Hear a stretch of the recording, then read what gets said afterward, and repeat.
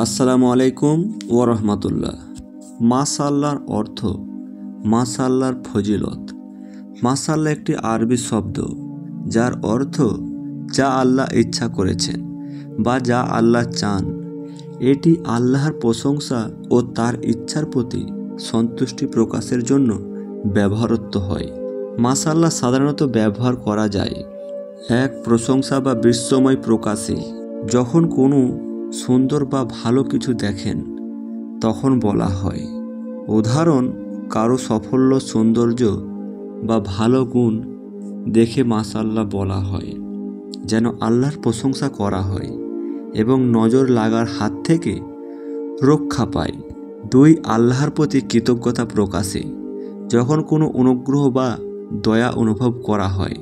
3. নজর লাগার প্রতিরোধে, ইসলামে বিশ্বাস করা হয় যে কারো প্রশংসা বা ভালো কিছু দেখে উষ্ণপূর্ণ বা ক্ষতিকর দৃষ্টিভঙ্গি তাকে ক্ষতি করতে না পারে, তাই মাশাআল্লাহ বলা হয়, যেন আল্লাহর ইচ্ছা তা রক্ষা পায়।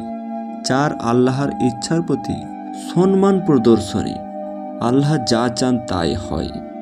মানুষকে এই বিশ্বাসটি মনে করিয়ে দিতে এটি ব্যবহার করা হয়। মাশাআল্লাহ বলার ফজিলত।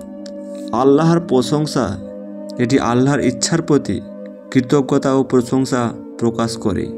নজর লাগার হাত থেকে রক্ষা, ইসলামে এটি একটি প্রতিরক্ষামূলক অভ্যাস হিসেবে বিবেচিত।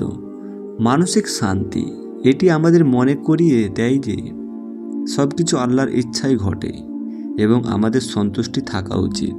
উদাহরণসমূহ, কারো সন্তান সুন্দর বা মেধাবী হলে বলা হয়, আপনার ছেলে খুব মেধাবী, মাশাআল্লাহ।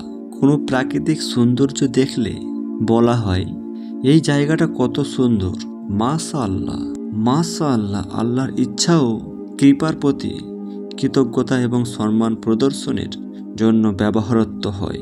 এটি একটি সুন্দর ইসলামী অভ্যাস যা প্রশংসা ও সুরক্ষার জন্য গুরুত্বপূর্ণ।